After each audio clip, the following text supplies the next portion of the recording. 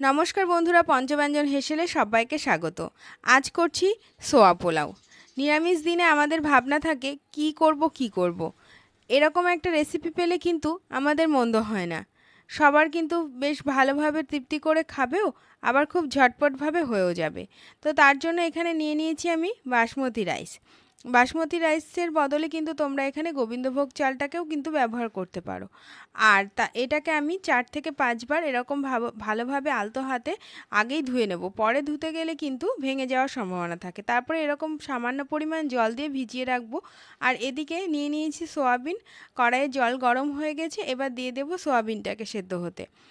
সোয়াবিনে প্রচুর পরিমাণে প্রোটিন থাকে, যার ফলে বাচ্চা থেকে বয়স্ক সবারই কিন্তু এটা খাওয়াও কিন্তু ভীষণভাবে উপকারী।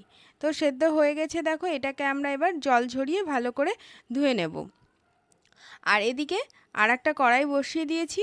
এদিকে চালটা ভিজিয়ে রেখেছিলাম, চালেও দেখো সামান্য জল রয়েছে। এই জলটাকে এবার ভালো করে আমরা নিংড়ে নেব।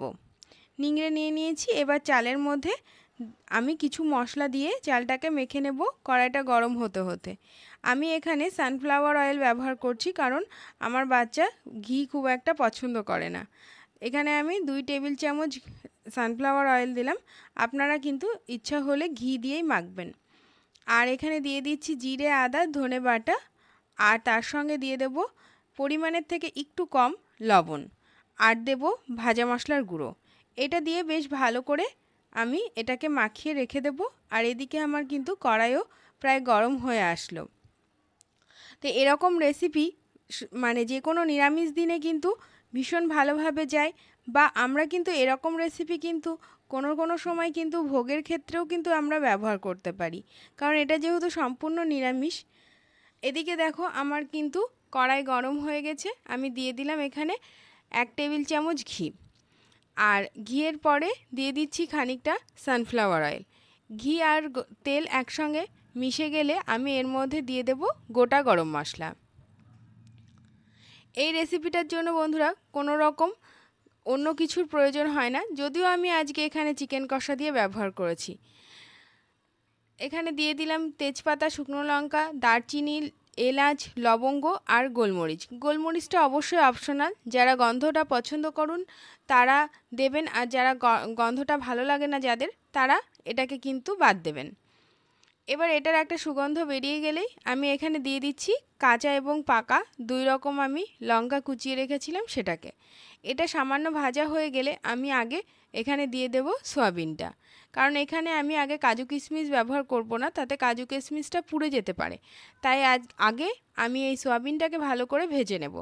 তাতে সয়াবিনের কাঁচা গন্ধটা বেরিয়ে যাবে এবং আরও সয়াবিনটা বেশি ভালো টেস্টি হয়ে উঠবে। এখানে লবণ এবং চিনির গুঁড়ো দিয়ে সয়াবিনটাকে ভালো করে ভেজে নিচ্ছি।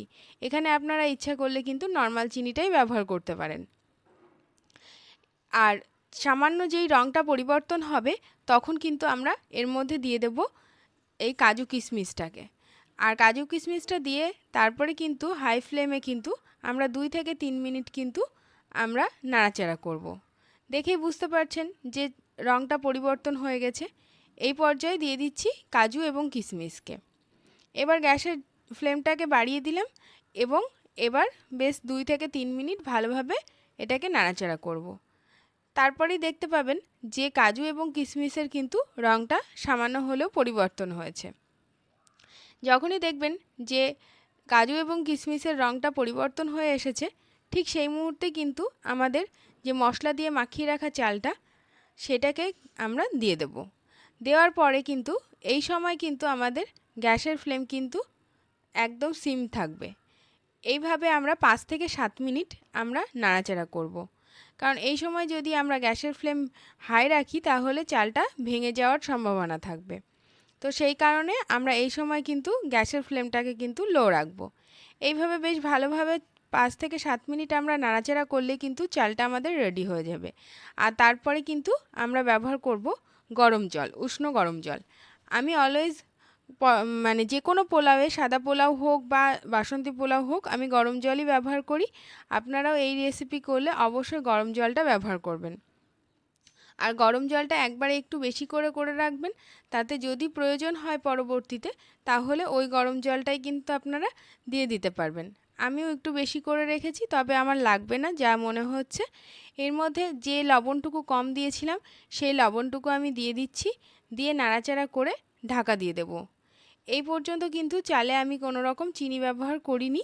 এরপরে এই সিম আঁচে ঢাকা দিয়ে রেখে দেব মোটামুটি 15 থেকে 20 মিনিট। তারপরে আমি কিন্তু চিনিটা ব্যবহার করব।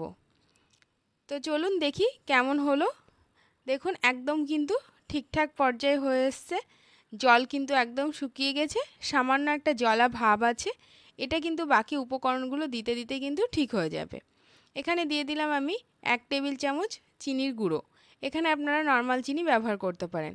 দিয়ে দিচ্ছি গরম মশলার গুঁড়ো। এরপরে দিয়ে দেব আমি ঘি। এখানে 1 টেবিল চামচ আমি ঘি ব্যবহার করছি, আপনারা চাইলে বেশিও করতে পারেন। আর দিয়ে দিচ্ছি ভাজা মশলার গুঁড়ো। এবার নাড়াচাড়া করে এদিকে গ্যাসটা কিন্তু আমি বন্ধ করে দিয়েছি। এবার এটাকে আমি স্ট্যান্ডিং হিটে 5 থেকে 7 মিনিট রেখে দেব। তাহলে কিন্তু আরও সুন্দর ঝরঝরে হয়ে যাবে এবং যে জলা জলা ভাবটা আছে সেটা কিন্তু একদম চুষে নেবে চাল। তাহলে কিন্তু আমাদের তৈরি হয়ে যাবে আজকের সোয়া পোলাও। তো কেমন লাগছে আমার চ্যানেলের বিভিন্ন রেসিপি অবশ্যই কমেন্ট করে জানাবে। লাইক শেয়ার কমেন্ট করতে ভুলো না। আর যারা নতুন এসেছো তারা অবশ্যই সাবস্ক্রাইব করে পাশে থেকো, পাশে থাকা বেল আইকনটি প্রেস করে রেখো।